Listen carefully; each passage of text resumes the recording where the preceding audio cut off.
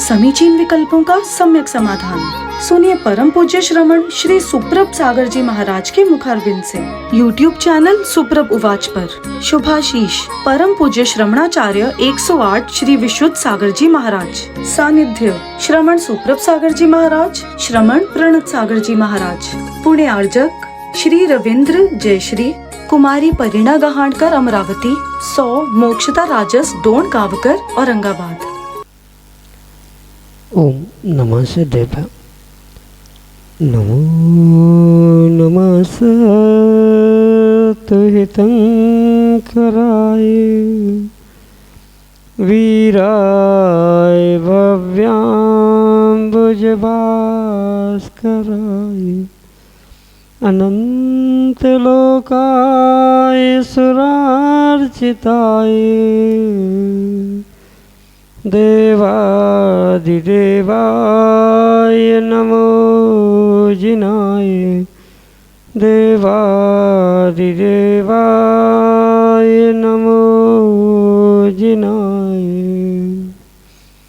पंच परमेष्टि भगवान की परम पूज्य आचार्य भगवंत गुरुवर विशुद्ध सागर जी मुनि महाराज जी की, परम पूज्य मुनि श्री सुप्रभ सागर जी महाराज जी की।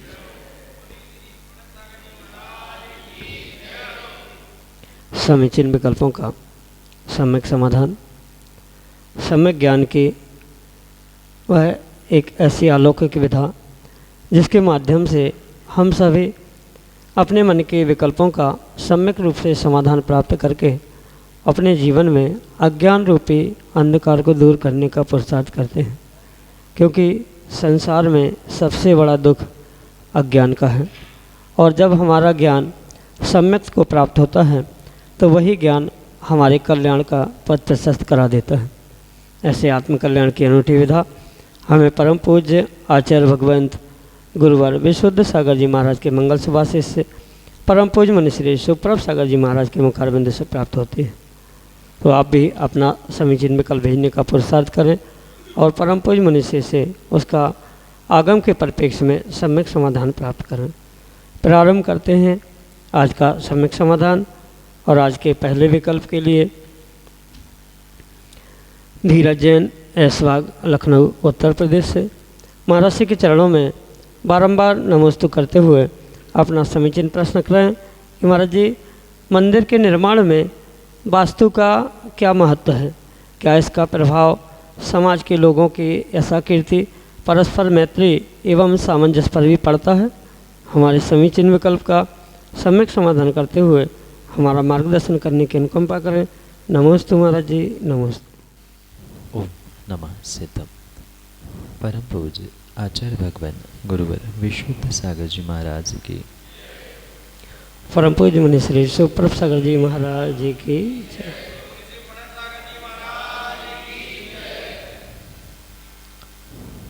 मंदिर निर्माण हो, चाहे व्यक्तियों के, गृहस्थों के घर का निर्माण क्यों न, प्रत्येक निर्माण में वास्तु और वास्तु विज्ञान का ध्यान रखना बहुत आवश्यक हुआ करता, क्योंकि उस वास्तु विज्ञान का ध्यान रखे बिना अगर कोई भी वास्तु बनाई जाती है, चाहे मंदिर हो, ग्रह हो या दुकान आदि की भी बिल्डिंग क्यों ना हो, उन प्रत्येक स्थानों में जो ये विधिवत वास्तु का विज्ञान है, यानी किस दिशा में क्या होना चाहिए, दरवाज़ा कैसा होना चाहिए, अन्य जो भी इसका विचार किया जाता है, वह वास्तव में बहुत कार्यकारी हुआ करता। जैसे कोई सामाजिक वास्तु है, यानी मंदिर ही मान ले, तो मंदिर का निर्माण करते समय अगर वास्तु का ध्यान नहीं रखा गया है तो जो उस मंदिर का निर्माण करने वाला व्यक्तिगत अगर कोई व्यक्ति है तो व्यक्तिगत व्यक्ति को भी उसका फल मिलता है, साथ में उसका जो दर्शन पूजन पाठ आदि करते हुए उसमें सहभागिता देता है, अनुमोदना करता है, उसको भी उसका कुछ अंशों में फल अच्छा या बुरा अवश्य ही प्राप्त होता है। कहने का तात्पर्य ये है कि जैसे गृहस्थों के घर, दुकान, मकान आदि सभी वास्तु के अनुसार बनाने की आवश्यकता है, ऐसे जिनेंद्र भगवान का मंदिर भी विधिवत वास्तु से ही बनाना चाहिए।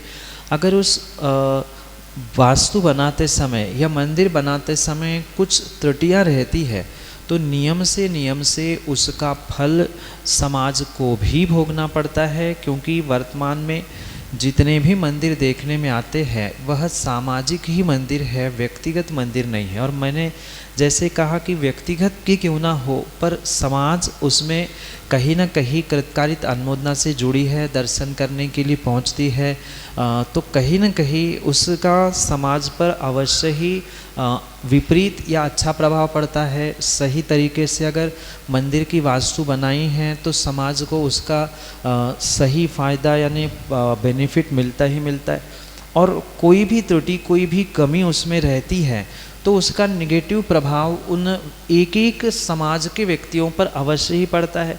भले ही वास्तु बनाते समय, मंदिर बनाते समय वह उस समय सामने हो अथवा ना हो, पर उसमें पूजन पाठ करने वाले, तन मन धन से सहयोगी बनने वाले, कृतकारित अनुमोदना से पूजन पाठ करने वाले जितने भी समाजगण हैं उनको उसका अवश्य ही प्रभाव अनुभव करने की आवश्यकता है। अच्छा है तो अच्छा प्रभाव होगा, अगर नहीं है मतलब कहीं त्रुटि है, वास्तु के अनुसार कुछ कम ज़्यादा है, तो नियम से उसका वैसा ही विपरीत फल मिलता है, चाहे यशाकीर्ति के निमित्त से हो या परस्पर के संबंधों के कारण से हो। जैसे ईशान दिशा में अगर अनावश्यक रूप से कुछ बोझ, सीढ़ी आदि बनी होती है, जिस जैसे मंदिरों में कहीं भी पैम्पलेट लगाने की व्यवस्था आजकल देखने में आती है, तो उसके कारण से अनावश्यक परस्पर में खींचातानी कारण कुछ नहीं है, पर फिर भी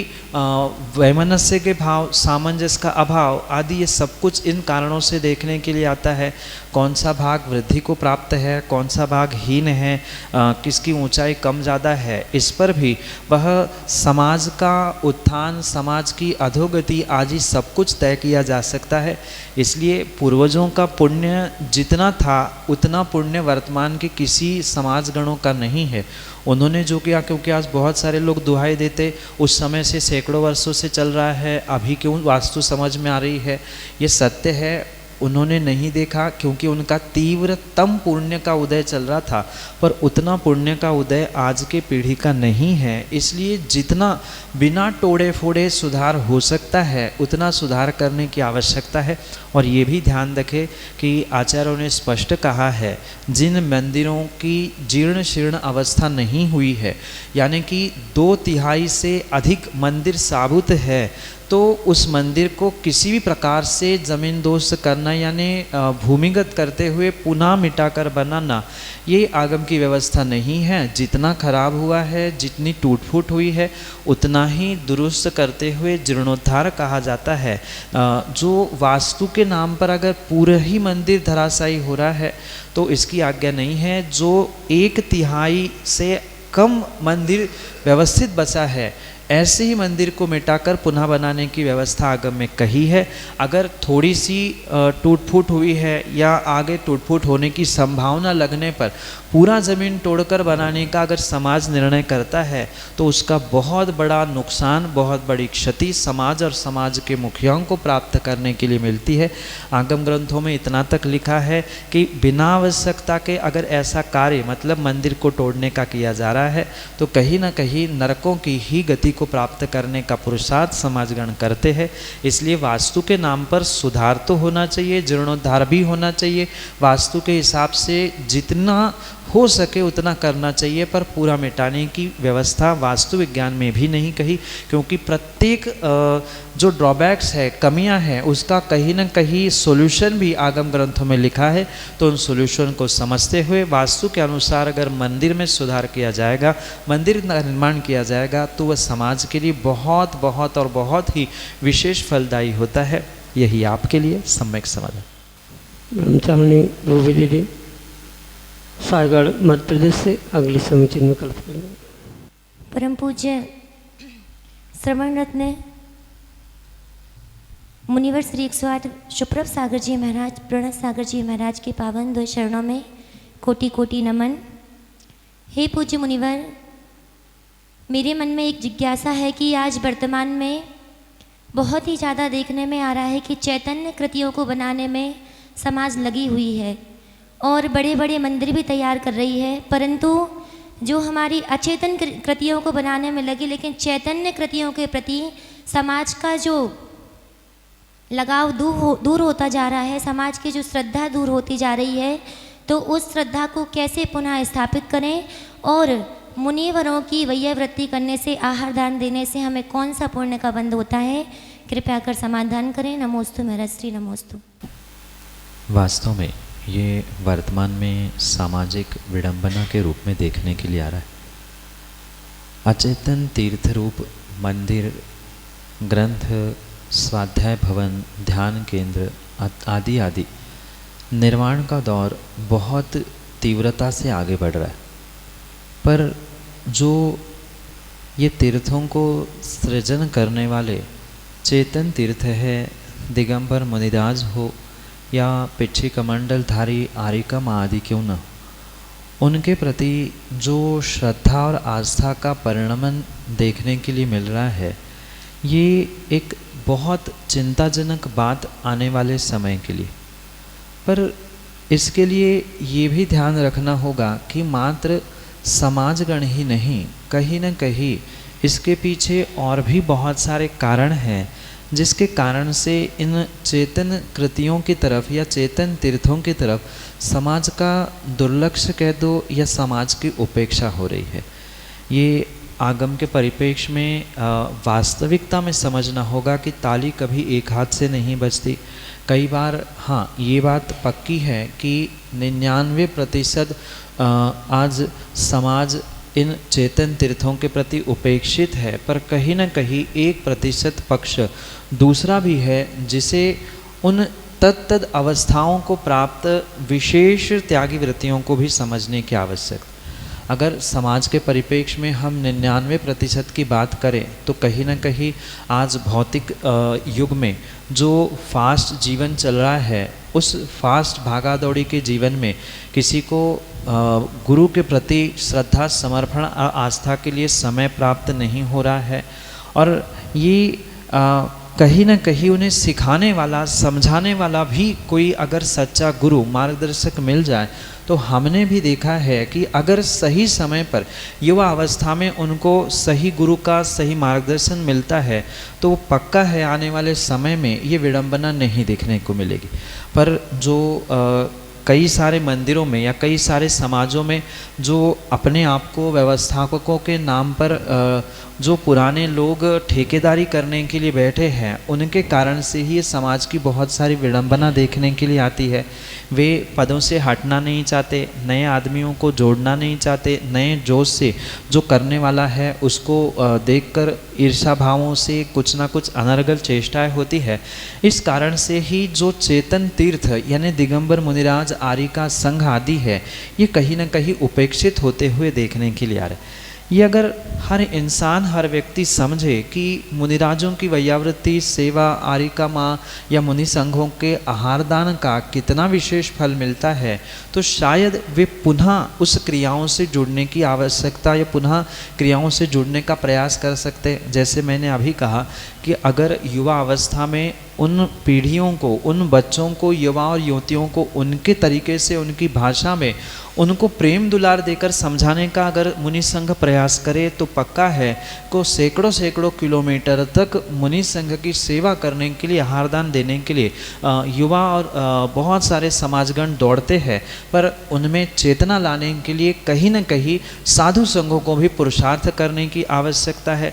समाजगण तो जैसे है वो तो है ही, उसके अलावा भी उन चेतन कृतियों को या चेतन तीर्थों को भी इसके बारे में विचार करने की आवश्यकता है। पुनः अगर समाज की ही हम बात करें तो ये उनको स्वयं को भी समझना होगा कि मुनिराजों की सेवा करने से या मुनिराजों को आहार दान आदि देने से साक्षात मोक्ष जैसे पद की भी प्राप्ति होना संभव है। दो जीवों ने जंगल में मुनिराजों को आहार दिया था। उन्होंने, एक ने दान तीर्थ और एक ने धर्म तीर्थ चलाते हुए आदिनाथ आदि पर्यायों को प्राप्त करते हुए मोक्ष प्राप्त कर लिया। ये सभी कथानकों में तो जानते हैं, पर उन्हें प्रैक्टिकल समझने की आवश्यकता है, क्योंकि घर में तो हर कोई चौका लगाकर फिर भी आहार देने का प्रयास करता है। नगर में आए समाज पड़घान करके आहार देते हैं, पर जहाँ जिनकी जैसी विषमताएं है, क्योंकि आज भी ऐसे मुनि संघ है, आरिका संघ है, जिनके विहार में आगे पीछे चलने वाले आहार आदि देने वाले कोई नहीं होते हैं, तो उनके बारे में भी जिम्मेदारी समाज की है, ये उनको समझना होगा। और समाज का दायित्व अगर समाज समझे, जो उनके लिए 6 आवश्यकों के रूप में देव पूजा, गुरुपास्ति आदि कहा है, तो उनमें अगर गुरु उपासना को वो मायने रखते हुए कुछ तवज्जुह देने का प्रयास करेंगे, तो ये बहुत बड़ी समस्या दूर होने की संभावना है। इसलिए जो साक्षात मोक्ष देने के लिए निमित्त है, मुनियों को दिया जाने वाला दान, वह तो सामान्य भौतिक सुखों को सहज ही उपलब्ध कराएगा। ये समझते हुए साधुओं की, इन चैतन्य तीर्थों की सेवा, वैयावृत्ति, आहारदान आदि समाजगणों को करना ही होगा, क्योंकि जे गुरुचरण जहाँ लग जगे धरे तो सो तीर्थ जग में तीर्थ होए। ये जो कहा जाता है, ये जितने भी अचेतन तीर्थ है मात्र चेतन तीर्थों से ही बने हैं। ये सोच समझकर ही इसका विचार करते हुए उनकी सेवा वैयावृत्ति समाजगणों को और आने वाली पीढ़ी को करनी होगी। यही आपके लिए सम्यक समझ। महेंद्र कटारिया, कानपुर, उत्तर प्रदेश से अगले समीचीन विकल्प।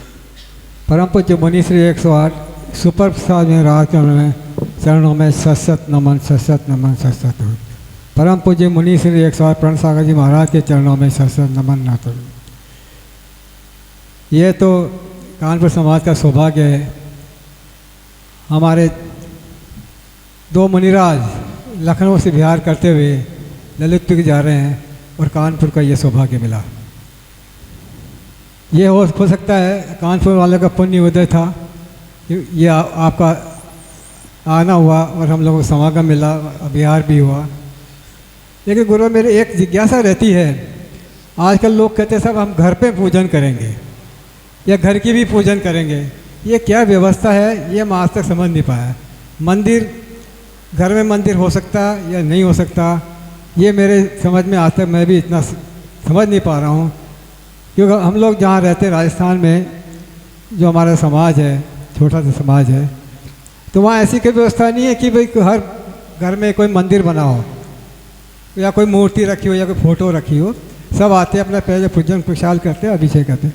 तो क्या ये आज के परिप्रेक्ष्य में उचित है कि घर में मंदिर होना चाहिए या व्यवस्था होनी चाहिए या नहीं होनी चाहिए? तो उसके लिए क्या करना चाहिए ताकि उन्हीं का पुण्य का उदय बना रहे? आगम में आचार्यों ने 3 प्रकार के चैत्यालयों की व्यवस्था बताई। एक चल चैत्यालय, दूसरा गृह चैत्यालय और तीसरा सामूहिक चैत्यालय। चल चैत्यालय यानी जैसे कोई श्रावक जिसका प्रतिदिन देव दर्शन का नियम है, दान पूजा का, षडावश्यकों का वो पालन करता है, वह कभी यात्रा के लिए निकलता है या कहीं व्यापार के लिए बाहर जाता है, तो साथ में जिनेंद्र भगवान की प्रतिमा को चल चैत्यालय में विधिवत विराजमान करते हुए ले जाता है। उसकी व्यवस्था बहुत विवेकपूर्वक आचार्यों ने लिखी। दूसरी व्यवस्था गृह चैत्यालय के रूप में भी आगम में प्राप्त होती है।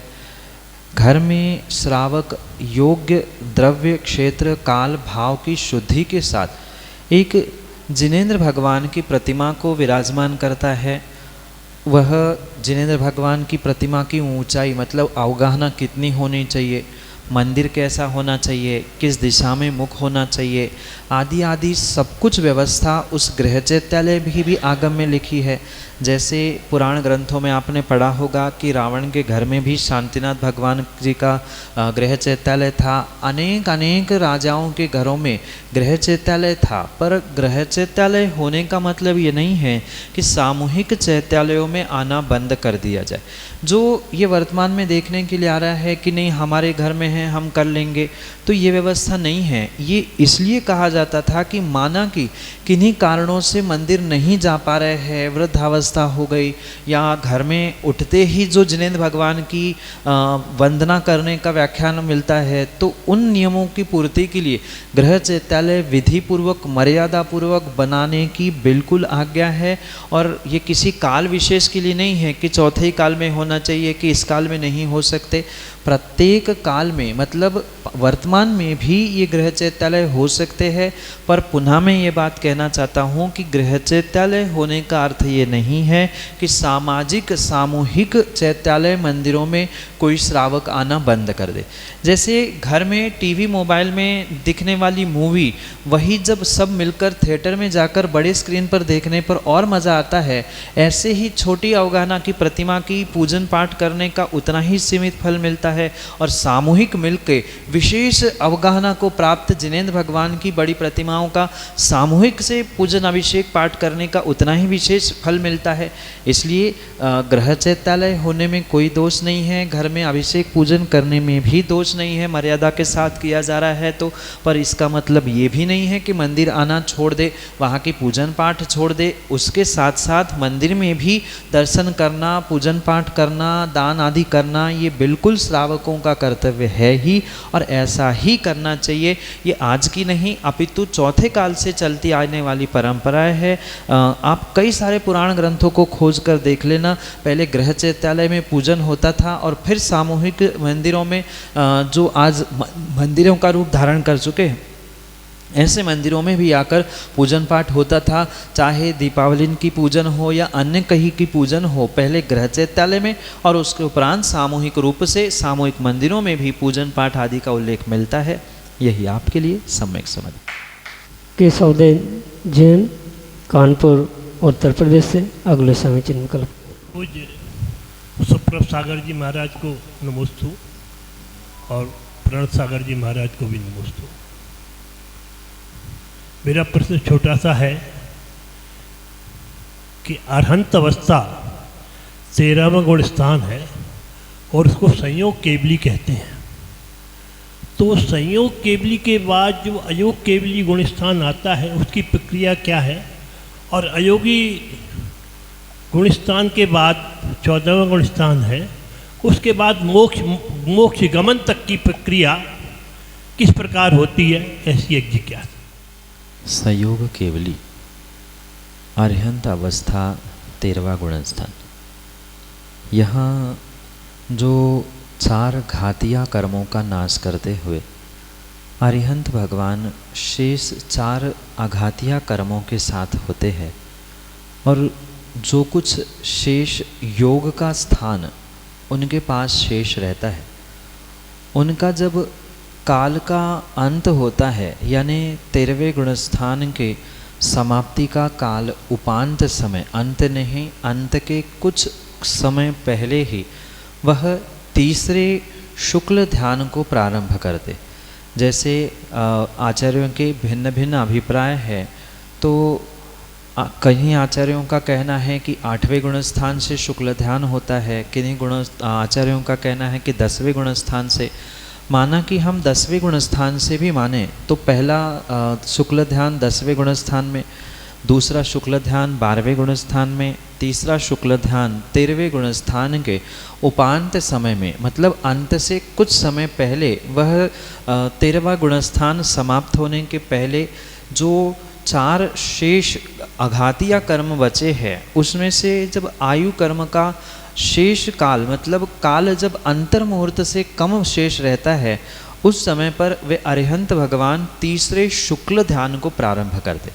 और जैसे ही वह तीसरे शुक्ल ध्यान का समय पूर्ण हो जाता है, अंतर मुहूर्त मतलब 48 मिनट के अंदर ही वह कर्मों की और निर्जरा करते हुए, कर्मों का नाश करते हुए वे 14वें गुणस्थान को प्राप्त करते हैं, जहाँ योग निरोध करते हैं। आपने अभी अभी महावीर भगवान के धन्य त्रयोदशी या धनतेरस के निमित्त से सुना होगा कि दीपावली के 3 दिन पहले ही वे अपने योगों का निरोध करते हुए पावापुरी के सरोवर में विराजमान हो गए।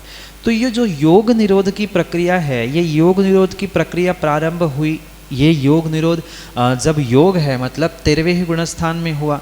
जब अंतिम समय शेष बचता है तो 13वें गुणस्थान के उपांत समय में तीसरा शुक्ल ध्यान और सीधे 14वें गुणस्थान में जहाँ योग निरोध को प्राप्त हो चुके थे, योगों का भी लोप हो चुका, शेष कुछ कर्मों की प्रकृतियाँ 4 आघातीय कर्मों की बची है, पूरी प्रकृतियाँ नहीं, कुछ प्रकृतियाँ जो वहाँ शेष बची थी उन पर अब अंतिम अल्प समय में चौथे शुक्ल ध्यान के माध्यम से पुरुषार्थ प्रारंभ होता है।